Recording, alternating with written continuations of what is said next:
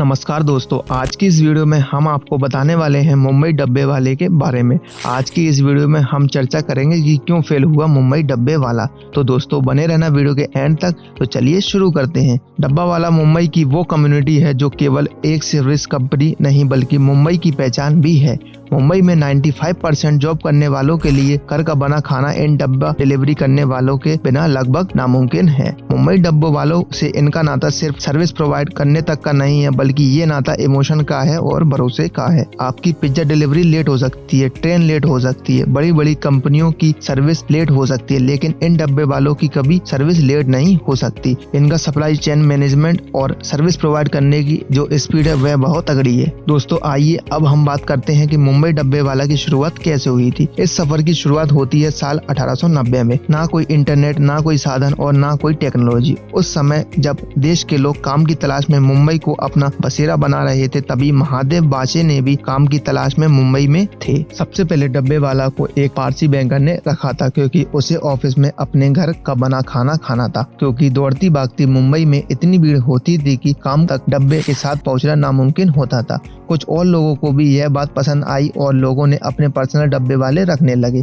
महादेव ने लोगों को खाने की इस परेशानी और जरूरत को भाप लिया था और इस काम को उन्हें और बड़ा बनाने के लिए आइडियाज लगाए और फिर उन्होंने 100 लोगों की एक टीम बनाई। इन लोगों का काम था कि जल्दबाजी में काम पर निकले लोगों तक दोपहर का खाना ठीक समय पर पहुंचाना है। इस टीम के साथ महादेव बाचे भी पैदल ही डिब्बा डिलीवरी करने लगे। उस समय में भारत में साइकिल नहीं हुआ करती थी। जब इनका काम और बिजनेस बढ़ने लगा तब डब्बे की डिलीवरी का प्लान बनाया गया। भारत ने 1942 में साइकिल शुरू हुई थी। तब ट्रेन और साइकिल दोनों से डिलीवरी किया जाने लगा था डिब्बा, और इतने सारे डिब्बे डिलीवरी करने के लिए कोडिंग सिस्टम का इस्तेमाल किया गया। सभी डब्बे वाले इस नियम को मेंटेन रखते थे। सन 1956 में न्यूटन मुंबई टिफिन बॉक्स के नाम से एक ट्रस्ट बनाया गया।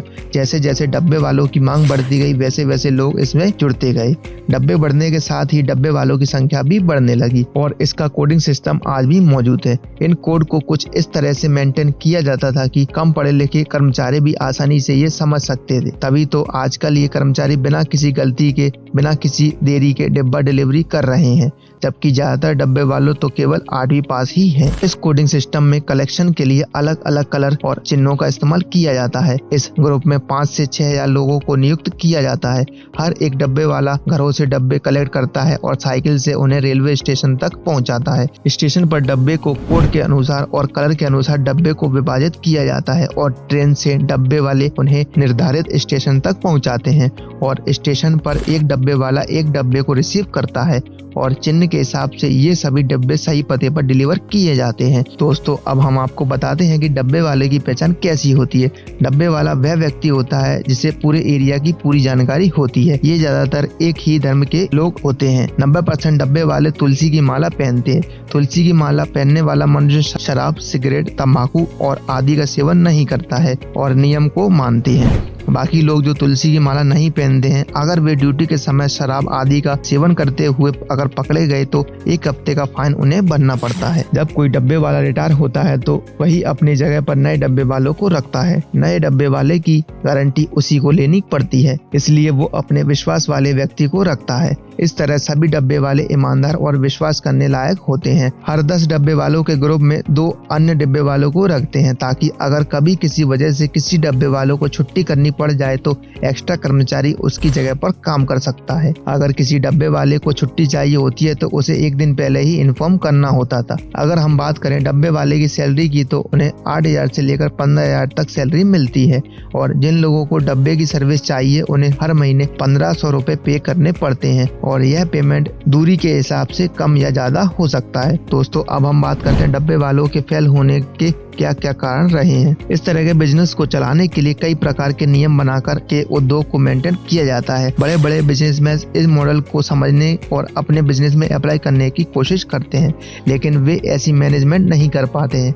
इतना सक्सेसफुल मैनेजमेंट और आज ऐसा समय आ गया है कि इस उद्योग के कर्मचारियों को पैसे कमाने के लिए दूसरे जरिए ढूंढने पड़ रहे हैं। इनकी आमदनी इतनी कम हो रही है कि किसी को कुली का, किसी को ड्राइवर का, तो किसी को सिक्योरिटी गार्ड का काम करना पड़ रहा है। साल 2019 में तो इनका काम पूरी तरह से बंद हो गया था। कोरोना महामारी के चलते देश में सभी कंपनी बंद हो गई थी, सभी स्कूल और कॉलेज भी बंद पड़ गए थे। जब महामारी थोड़ी कम हुई तो स्कूल और कॉलेज और कंपनियों का काम ऑनलाइन शुरू हुआ। साल 2022 में डब्बे वाले का काम फिर से थोड़ा बहुत शुरू हुआ तो सिर्फ 1500 कर्मचारी ही बचे थे।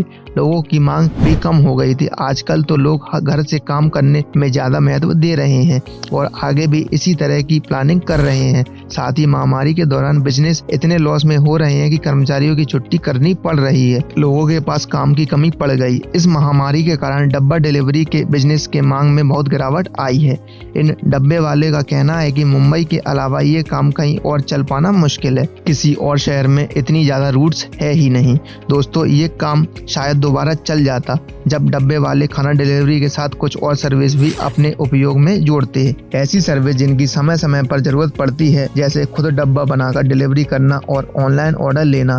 अगर ऐसी कुछ सर्विसेज ये लोग जोड़ते तो शायद डब्बे वालों का काम इतनी बुरी तरह फेल नहीं होता। तो दोस्तों, आज की इस वीडियो में हमने आपको बताया कि मुंबई डब्बे वाले के बारे में, और साथ ही साथ हमने आपको बताया है कि यह बिजनेस किस तरह से फेल हुआ। आज की इस वीडियो में इतना ही। वीडियो अच्छा लगा हो तो लाइक कर दीजिए, वीडियो को ज्यादा से ज्यादा शेयर कर दीजिए। ऐसे ही और वीडियोस को देखने के लिए सब्सक्राइब कर लीजिए चैनल को। मिलते हैं आपसे नेक्स्ट वीडियो में, तब तक के लिए धन्यवाद।